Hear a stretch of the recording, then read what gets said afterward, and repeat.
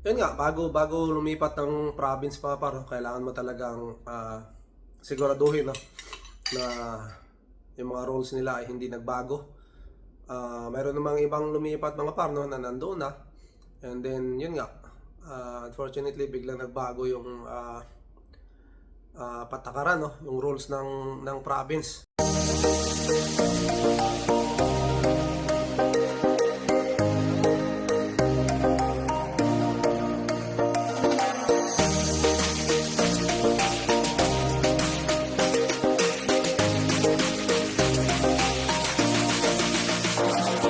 So, Davao del Sur, nandito. Oh, Canada!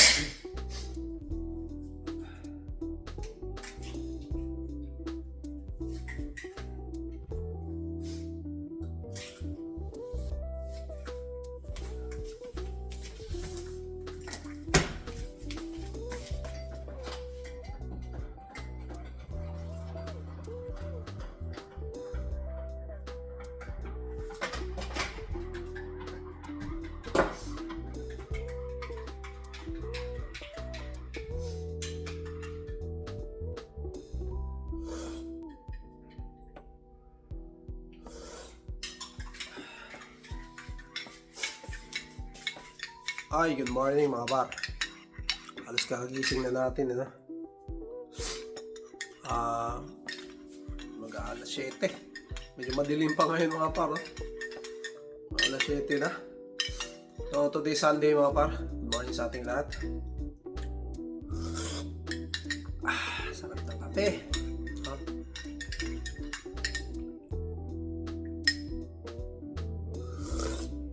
So, kamusta yung weekends natin mga par? Sabado, no? Kabayan Petro Rocky, shoutout. Maraming salamat, kabayan. And, yun, siguro, start na rin ng ano, no? Kasi, mahaba na yung gabi mga par, eh. Yun mo, alas 7 na, madilim pa. So, siguro, umpisa na ito. And kagabi, umulan. Kahapon sana, so naming lumabas. So sana naming magtambay-tambay dyan sa may mall dito sa may STC mga par. Pero ulan, malakas, tsaka medyo mahangin kaya hindi na kami lumabas na. Nagstay na lang kami dito sa bahay mga par. Kaya ayun, yun lang ginawa namin mga par, no? Nanood lang kami ng ano, nagpahinga lang kami. Sa Inday, medyo masama rin yung pakiramdam, no? Pero okay na siya. So, oy, maraming salamat pala, no, kay Irene, no? Nagpabot siya ng ano, kay Intay, no? Yun, sana maging okay, no? So, yun, okay na siya, Irene, no? Nagpapahinga na lang. Hindi na masama yung pakiramdam. So, siguro bukas, makakapasok na sa school. Nag-absent kasi siya nung Friday kasi yun nga, nung gabi masama yung pakiramdam niya, yun may sinat, no? hanggang sa Sabado. Nung pumunta nga sila dito sila Ma'am Ina, no? Kung napanood nyo yung previous vlog ko sa Ma'am Ina, may anak kasi yun sila, si Luna, no? Hindi sila nakapaglaro, no? May Heaven kasi yun nga, may sakit sa Heaven. So yun nga, namin nalungkot kasi Luna, no? Kasi gusto nila maglaro sana, pero yun, apply. Sumakto kasi na medyo masama pakiramdam mga pare. Kasi nagbago kasi bigla yung panahon, no? Uminit na nun, tapos bigla na namang lumamig, no? Biglang lumamig na naman. Kaya ayun, siguro na bigla. Ako nga, yung sipon nga rin mga pare, sipon din tayo. And medyo umano rin yung katawan natin nung biglang nagpalit yung pero inaano ko lang mga par, no? Pinipilit ko lang na igalaw, no? Sa trabaho natin, yung pinilit natin magtrabaho, no? Deliver tayo. Nawala rin naman mga par nung nagalaw-galaw ko kasi yung trabaho natin is bukatan, no? Kaya nawala rin. Medyo may bigat lang nung umaga yung pakiramdam ko, tapos pinasok ko, nawala na. So ayun mga par, nabalitaan nyo ba, napanood nyo ba yung mga par, no? Yung bagong balita ngayon sa mga ibang mga probinsya? Pasadahan na natin mga par, no? Para ayun, sa mga nakapanood ditong vlog, ma-aware din sila, no? May research din nila. Ayun, may mga pagbabago mga par, no? Yun, napanood ko nga doon sa live ni Ma'am Ina Andulong, no? Yung in a nutshell, no? May mga pagbabago sa ibang probinsya mga par, lalong-lalo na sa Saskatchewan, no? Yung kanilang SINP, no? So nakalagay doon na no, na kailangan doon ang eligible yung mga doon nagtapos sa kanila, no, na nag-aaral sa kanila pag nag-apply ka ng SINP, no. So ayun mga par,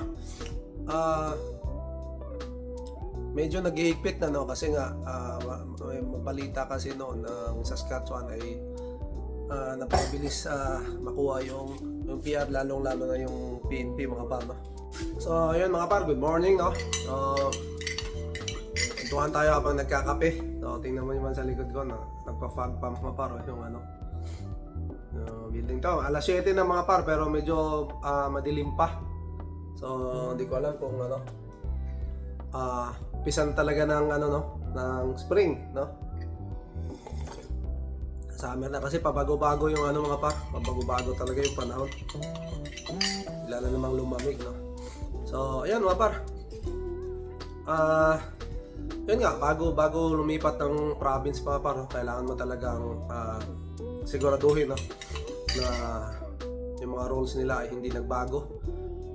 Mayroon namang ibang lumipat mga par, no, na nandoon na, and then yun nga, unfortunately biglang nagbago yung patakaran, no, yung rules ng province, lalong-lalo na yung Saskatchewan mga par, no.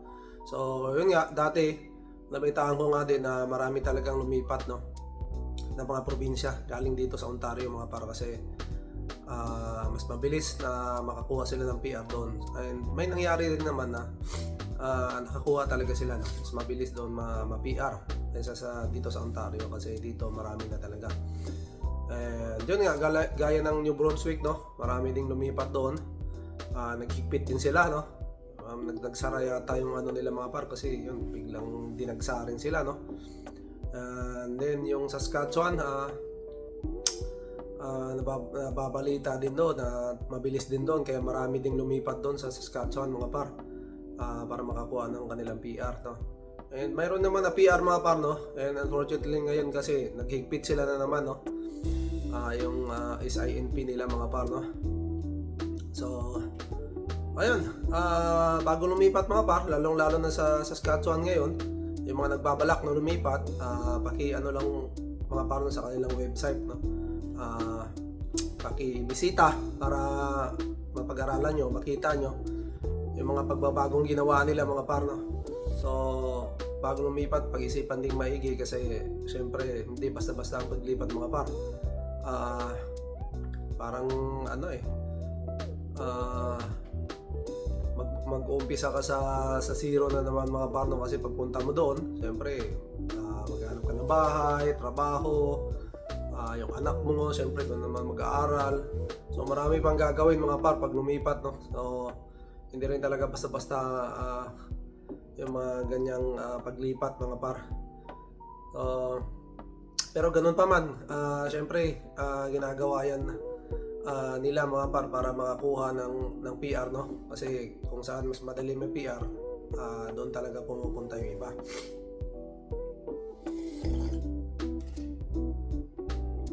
Kaya yun nga, gaya nga ng sabi ko rin noon, pagka naka-PGWP na kami, mag-iisip na rin kami kung lilipat ba o hindi, no? Kasi kung mahirap dito, walang pag-asa rito, siyempre lilipat tayo.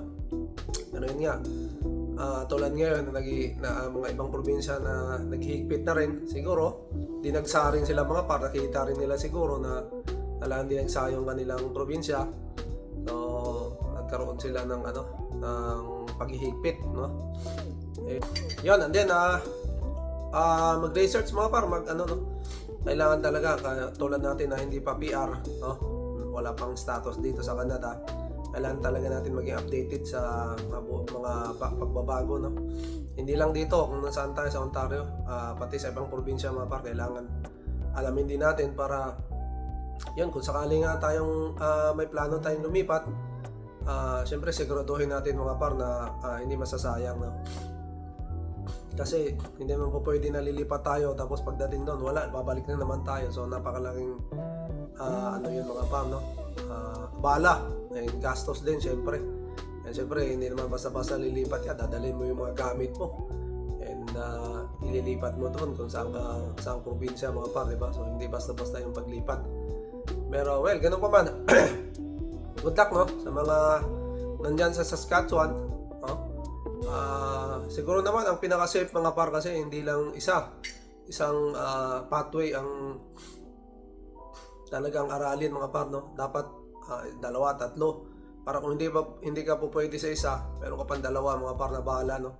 So yun nga, kailangan mo lang aralin talaga ang iba't ibang pathway, no? At pag napunta ka sa isang probinsya, kailangan mo sigurong aralin hindi lang yung isang pathway nila. Kailangan mo ding subukan yung mga iba't iba para kung sakaling hindi ka lumusot dito sa isa, meron ka pang ibang pathway mga par. So yun yung pinaka-safe, no? Kasi hindi natin alam, bigla na lang maghihigpit, no? Bigla na lang magsasara yung ganito, no? So ayun, gaya nga nung dito ngayon nung sa caregiver mga par, no? Caregiver program na yan. So may quota rin sila mga par, no? So hindi rin yan ibig sabihin na nag-open, so pwede na, unli na, no?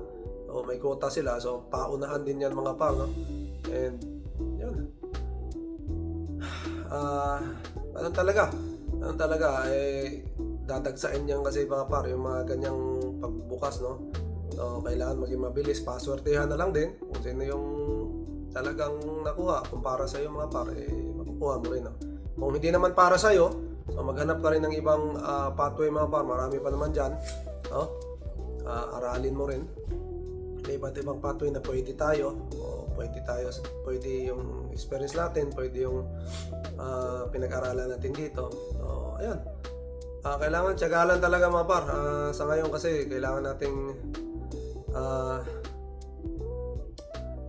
bantayan, no? Yung mga pagbabago, kasi para hindi tayo mahuli or alam din natin, no? So, ayun lang mga par, no? Good morning. Kape tayo. And mamaya pala mga par, mayroon kaming lakad, no? Kasi nagyaya si Sir Ali Paras, andin si Doña Mary Ann, ng kain kami sa labas, no? Japanese restaurant yata yun. So ayun, kasi anniversary para nila mga par, no? So happy anniversary Sir Ali Paras and Doña Mary Ann, no?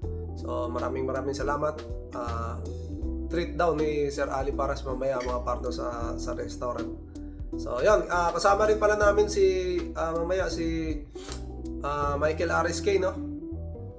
At ang kanyang pamilya. So lunchtime, Meron kaming lakad mga par, no? Yan nga, kasama namin sila. And sila, Ma'am Ina yata, hindi rin makakasama kasi may pupuntahan sila and then babalik sila sa Windsor. So, ayun. Sila Boss Rainier, saka si Ate Lubim naman, mayroon din kanilang, mayroon din silang lakad, no? So, hindi rin sila makakasama. And si Sir Bergido at si Ma'am Itzel ay nasa Cuba pa ngayon, no? Or nasa bakasyon, no? Out of the country, sana all. No? Ingat kayo dyan, bye. No? And enjoy, siyempre nakita ko yung post kasi ni Sir Briggs, no? Kay Ma'am Itzel, nasa beach sila, no? Nasa beach. Kaya ayun. Mamaya siguro mga par, kami lang nila Michael Ariskay, no? Tsaka yung family niya, kami, tsaka si Sir Ali Paras, no? Tsaka si Doña Marian. So tingnan natin mamaya. Iba-vlog din natin mga par, no? Para yun, first time ko rin sa Japanese yata. So kailangan din i-vlog, no? Para yun, makita nyo rin yung kung ano yung nasa loob doon, no? Kung saan kami kakain mga par, no? So yun lang mga par, no? Bago tayo lumipat mga par, no? Pag-isipan natin maigi, planuhin talaga natin, no? And kung sa tingin natin na mas maganda doon, no? At medyo makakalamang tayo, lalong-lalo na sa PR, no? So why not, di ba? Bakit hindi tayo lumipat, no? So kung sa tingin naman natin na magiging okay tayo doon, so gawin natin. Pero syempre kailangan mag-research mga par, kailangan aralin muna bago lumipat. Kasi yan nga, maraming mga pagbabago. So yun lang mga par. Siguro dito ko muna tapusin ang vlog mga par, no? Ay, good morning sa lahat. Maraming salamat sa suporta. Maraming salamat sa panonood, pagla-like, pag-subscribe mga par. And yun, nakita ko pala sa status mga par, no? Yung mga hindi nakasubscribe, no? Nanonood din pala sa atin. So ayun, paki-subscribe na lang mga par, no? Para updated kayo sa ating mga bagong upload, no? So ayun. Bukas, Sunday ngayon mga par, bukas pasok ulit tayo, no? So sa mga hindi nakakalam, sa mga bago sa channel ko, yan, isa po akong driver helper, no?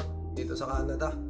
So yun, medyo mahirap na trabaho pero yun, kaya, laban lang mga par, no? Yun nga, gaya nga sabi ko, hindi naman to lifetime na trabaho natin, na magkakaroon din tayo ng mas magaan, no, na trabaho. Pero sa ngayon, taste muna. So yun, hanggang dito na lang mga par, no? To God be all the glory. Happy Sunday sa lahat. We'll see you on the next one. Bye!